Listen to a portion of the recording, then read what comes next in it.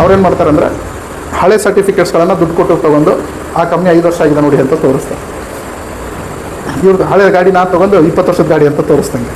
ಇದಕ್ಕಾದರೆ documents ಅಪ್ಪ ಅಮ್ಮ ಇರ್ತಾರೆ, ಅದಕ್ಕೇನೂ ಇರೋಲ್ಲ. ಅದು ಯಾರ ಹೆಸರು ಟ್ರಾನ್ಸ್ಫರ್ ಆಗುತ್ತೋ ಅಷ್ಟೇ ತೋರಿಸುತ್ತೇನೆ. ಹಳೆ ಎಮ್ ಡಿ ಯಾರಿದ್ದ ಏನಿಲ್ಲ, ಎಸ್ಟಾಬ್ಲಿಷ್ಡ್ ಆ್ಯಂಡ್ ಎಮ್ ಡಿ ಯಾರು ಆಗಲ್ಲ. ಈ ರೀತಿ ಕಂಪ್ನಿನ ನೀವು ಕಂಡುಹಿಡಿಬೋದು, ಸರ್ಕಾರ ಕಂಡುಹಿಡಿಯೋಕ್ಕಾಗಲ್ಲ. ಸರ್ಕಾರ ದೂರು ಕೊಟ್ಟರೆ ಕಂಡುಹಿಡಿಯುತ್ತೆ. ಸರ್ಕಾರದ ಕೆಲಸ ಅದಲ್ಲಲ್ಲ, ಮಾಡೋದೇ ಇಲ್ಲ. ಹೋದ್ರೆ ಹೋಯ್ತು 1 ಲಕ್ಷ ಅಂತ ಬಿಡ್ತಾರೆ, ಹೋದ್ರೆ 20 ಲಕ್ಷ, ಬಂದೈತಲ್ಲ 10 ಲಕ್ಷ ಅಂತ ಬಿಡ್ತಾರೆ. ಇನ್ನು ಯಾರೋ ಕೇಸ್ ಹಾಕ್ತಾರೆ, ಅದು ಅರ್ಧಕ್ಕೆ ನಿಲ್ಲುತ್ತೆ. ಕೋರ್ಟಿಗೆ ಓಡಾಡಬೇಕು. ಯಾರು ಓಡಾಡ್ಕೊಂಡು ಮಾಡೋರು ಯಾರಿದ್ದಾರೆ? ಕೇಸ್ ವಾಪಸ್ ತೊಗೊಂಡ್ಬಿಡ್ತಾರೆ ಅವರು. ನೀವು ಬಂಡಿಗಟ್ಟು ನಿಂತ್ಕೋಬೇಕು. ಅದಕ್ಕೆ ಎಲ್ಲ ಆಗುತ್ತೆ. ಅದ್ರ ಬದಲಿ 1 ಲಕ್ಷ ಹೋಯ್ತು ಅಂತ ದೇವ್ರಿಗೆ ಕೈ ಮುಗಿಯೋದು ಒಳ್ಳೇದು ಅಂತ ಸುಮ್ಮನೆ ಆಗ್ಬಿಡ್ತಾರೆ. ಇದನ್ನು ಎನ್ಕ್ಯಾಶ್ ಮಾಡ್ಕೊಂಡು ರಿಚ್ ಆಗ್ತಾ ಇದ್ದಾರೆ.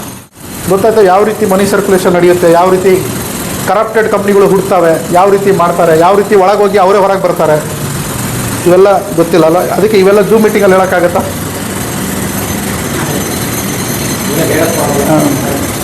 ಅದಕ್ಕೆ ನಿಮಗೆ ಒಂದು ಫಿಸಿಕಲ್ ಕ್ಲಾಸಲ್ಲಿ ಇವನ್ನೆಲ್ಲ ಹೇಳ್ಕೊಳ್ಳೋದು.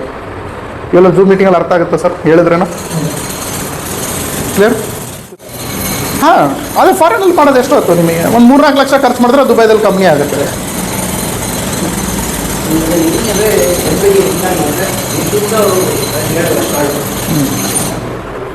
ಈಗ ನೀವೆಲ್ಲ ಏನಂತೀರಾ? ನಿಮಗೆಲ್ಲ ಶೇರ್ ಮಾರ್ಕೆಟ್ ಅಂದ್ರೆ ಗೊತ್ತಿಲ್ಲ, ಏನಿಲ್ಲ. ಇಲ್ಲಿ ಬಂದು ಒಳ್ಳೆ ಚೆನ್ನಾಗಿ ಮಾತಾಡಿ ಒಂದು ಒಳ್ಳೆ ಹೋಟ್ಲಲ್ಲಿ ಊಟ ಗಿಟ್ಟ ಹಾಕ್ಸಿ ಫಾರಿನ್ ಗಿರನ್ ಟ್ರಿಪ್ಸ್ ಹಿಡಿದು ಜನ ಚೇಂಜ್ ಆಗಿಬಿಡ್ತಾರೆ.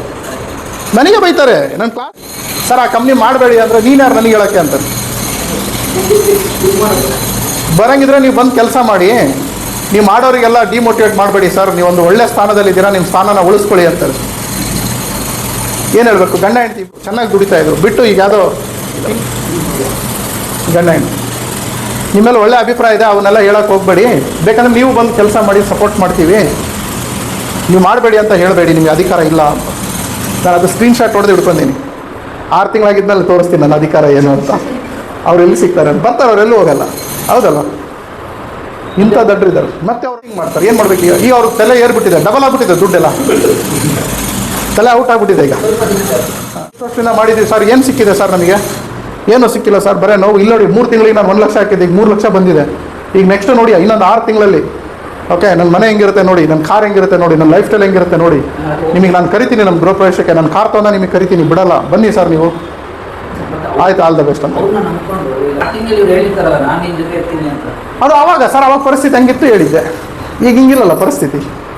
ಅದು ಮನುಷ್ಯತ್ವ ಇರೋಲ್ಲ ಅವ್ರಿಗೆ, ಐಡಿಯಾ ಇರೋಲ್ಲ, ತಲೆ ಇರೋಲ್ಲ, ಹಿಂಗೆ ಮಾತಾಡ್ತಾರೆ. ಏನು ಮಾಡ್ಬೇಕು ಅವ್ರಿಗೆ? ಅದಕ್ಕೆ ನಾನು ಎಷ್ಟು ಅವೇರ್ನೆಸ್ ಕೊಡ್ತೀನಿ. ನಿನ್ನೆ ಹೇಳಿದ್ನಲ್ಲ ಕ್ಲಾಸಲ್ಲಿ, ಒಂದು ಲೇಡಿ ಸರ್, ಕಂಪನಿ ಬಂದ್ಬಿಟ್ಟು India company, okay, 50 lakh Marwadi ಹೆಣ್ಮಗಳು, 50 ಲಕ್ಷ ಹಾಕ್ತೀನಿ ಅಂತ ನನಗೆ ಫೋನ್ ಮಾಡಿದರು. ಸರ್ ನಾನು ನಿಮ್ಮ ಬಗ್ಗೆ ಕೇಳಿದ್ದೀನಿ, ನಾನು ನನ್ನ ಗಂಡ ಒಂದು ಸ್ಟೇಷನರಿ ಅಂಗಡಿ ಇದೆ, 50 ಲಕ್ಷ ಹಾಕ್ತಾ ಇದ್ದೀವಿ. ನಾನು ಮೇಡಮ್ ಎಲ್ಲ ಓಕೆ, ನೀವು ಬನ್ನಿ ಪೇಪರ್ಸ್ ಎಲ್ಲ ತೊಗೊಂಬನ್ನಿ, ನಾನು ಫೋನಲ್ಲಿ ಅಡ್ವೈಸ್, ಯಾಕೆ ಫೋನಲ್ಲಿ ಹೆಂಗೆ ಅಡ್ವೈಸ್ ಮಾಡಿ? ಆ ಕಂಪ್ನಿಗೆ ದುಡ್ಡು ಹಾಕಬೇಡಿ, ಆ ಕಂಪ್ನಿ ಸರಿ ಇಲ್ಲ ಅಂದರೆ ರೆಕಾರ್ಡಿಂಗ್ ಮಾಡ್ಕೊತಾರೆ.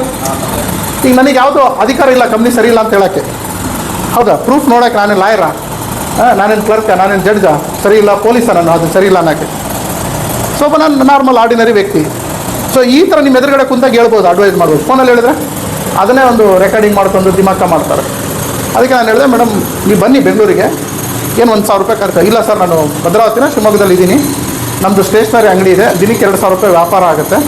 2,000 ರೂಪಾಯಿ ವ್ಯಾಪಾರ ಬಿಟ್ಟು 1,000 ರೂಪಾಯಿ ಖರ್ಚು ಮಾಡ್ಕೊಂಡು ಬೆಳಗ್ಗೆ ಬಂದು ರಾತ್ರಿ ನಿಮ್ಮ ಹತ್ರ ಕೇಳ್ಕೊಂಡು ಇದಕ್ಕೋಸ್ಕರ ಹೋಗೋಕ್ಕಾಗಲ್ಲ, ಇರಲಿ ಬಿಡಿ ಪರವಾಗಿಲ್ಲ ನೋಡೋಣ ಅಂತ ಅವ್ರ ಗಂಡ ಮಾತಾಡ್ದ.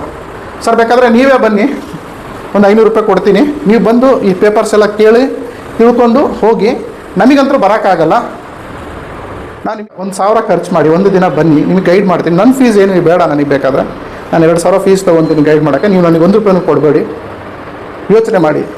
ಆ್ಯಕ್ಚುಲಿ ಅವ್ರು ನನಗೆ ಪರಿಚಯ ಆಗಿದ್ದು ನನ್ನ ಫ್ರೆಂಡ್ಲಿಂದ ಅಕ್ಕನ ಕಸಿನ ಆಗಬೇಕು ಅವರು, ಅಲ್ಲಿಂದ ಅವ್ನು ಹೇಳಿದ್ಮೇಲೆ ಷರತ್ತು ಕೇಳಂತ ನನಗೆ ಫೋನ್ ಮಾಡಿದ್ರು ಅವರು. ಸೊ ಇಷ್ಟೆಲ್ಲ ಆಯಿತು. 10 ತಿಂಗಳಾಗಿದ್ಮೇಲೆ ಆ ಕಂಪ್ನಿ ಕೊಲ್ಯಾಪ್ಸ್ ಆಯಿತು. ಆ ಹೆಣ್ಮಗಳು ನೇಣು ಹಾಕೊಂಡು ಸತ್ತೋದ್ರು. 50 ಲಕ್ಷ ಹಾಕಿದ್ದಾರೆ. ಅವಳ ಗಂಡ ಫೋನ್ ಮಾಡಿ ಹೇಳ್ದ, ಏನು ಮಾಡೋಕ್ಕೆ ಸರ್, ಒಂದು ಜೀವ ಹೋಯ್ತು, 50 ಲಕ್ಷ ಆಯಿತು. ಅದಕ್ಕೆ ನಾನು ನೆಟ್ವರ್ಕ್ ಮಾರ್ಕೆಟಿಂಗ್ ನಂಬಲ್ಲ. ಪರವಾಗಿಲ್ಲ, ನೀವು 2,000 ರೂಪಾಯಿ ಉಳಿಸಿದ್ರಿ, ಒಂದು ದಿನದ ವ್ಯಾಪಾರ ಉಳಿತು, 1,000 ರೂಪಾಯಿ ಉಳಿತು. ಜೀವ ಇವತ್ತು ಬರುತ್ತೆ, ನಾಳೆ ಹೋಗುತ್ತೆ. ದುಡ್ಡು ಇಂಪಾರ್ಟೆಂಟ್ ಅಲ್ಲ ಅಂತ. ಏನು ಸರ್ ಹಿಂಗೆ ಮಾತಾಡ್ತೀರ, ನಾನು ನೋವಲ್ಲಿದ್ದೀನಿ ಅಂತ. ಈ ನೋವು ನನಗೆ ಆಲ್ರೆಡಿ 10 ತಿಂಗಳಿಂದ ಗೊತ್ತಾಗಿತ್ತು ಅಂದೆ. 50 ಲಕ್ಷ ಪುಷ ಬರ್ತೈತಾ? ಆ 50 ಲಕ್ಷಕ್ಕೆಲ್ಲ ಹೆಣ್ಮಗಳು ಸತ್ತಿರೋದು 7 ಜನಕ್ಕೆ ಹಾಕ್ಸಿದಾಳೆ. ಅವಳು 50 ಲಕ್ಷಕ್ಕೆಲ್ಲ ಸತ್ತಿರೋದು 7 ಜನಕ್ಕೆ ಫ್ರಾಂಚೈಸಿ ಕೊಡಿಸಿದಾಳೆ. ಏನು ಮಾಡ್ತೀರಿ? ಆಸೆ ದುರಾಸೆ ಮೀರಿ ಹೋಗಿದ್ದಾರೆ, ಮೆಂಟ್ಲಾಗ್ಬಿಟ್ಟಿದ್ದಾರೆ.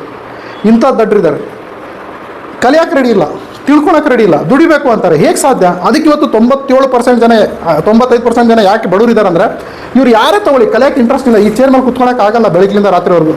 ನೋಡಿ ಎಷ್ಟು ಜನಕ್ಕೆ ಖರ್ಚು ಇಲ್ಲ, ಬಟ್ ಬೆಳಿಬೇಕು ದುಡ್ಬೇಕು ಅಂತಾರೆ. ಈ ಕಲಿಯೋಕೆ ಇಂಟ್ರೆಸ್ಟ್ ಇಲ್ಲ, ಬೆಳಿಬೇಕು ದುಡ್ಬೇಕು ಅಂತಂದ್ರೆ ಅಡ್ದಾರಿ ಹಿಡಬೇಕು. ಅಡ್ದಾರಿ ಹಿಡಿದವ್ರು ಏನಾಗ್ತಾರೆ? ಅನುಭವಿಸ್ತಾರೆ, ಇವತ್ತಿನ ನಾಳೆ ಅನುಭವಿಸ್ತಾರೆ.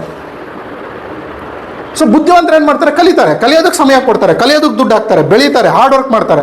ಅರ್ಧಾರಿ ಹಿಡಿಯೋಲ್ಲ, ಸ್ಟ್ರೇಟಾಗೆ ಹೋಗ್ತಾರೆ, ಲೇಟಾಗಿ ಬೆಳೀತಾರೆ, ಬಟ್ ಪರ್ಮನೆಂಟಾಗಿ ಬೆಳೀತಾರೆ. ಈಗ ನಾನು 15 ವರ್ಷ ಆಗಿದ್ಮೇಲೆ ಬೆಳೆದೆ ಇಂಡಸ್ಟ್ರಿಯಲ್ಲಿ. 15 ವರ್ಷ ಸೈಕಲ್ ಹೊಡೆದೆ, ಈಗ ಬೆಳೆದೆ, ನೀಟಾಗಿ ನಿಂತ್ಕೊಂಡಿದ್ದೀನಿ. ನಾನು ಈಗ ಬೀಳೋದಿಲ್ಲ, ಇನ್ನೂ ಜಾಸ್ತಿ ಬೆಳಿತೀನಿ ಹೊರತು ಕಡಿಮೆ ಆಗಲ್ಲ. ಯಾಕೆ?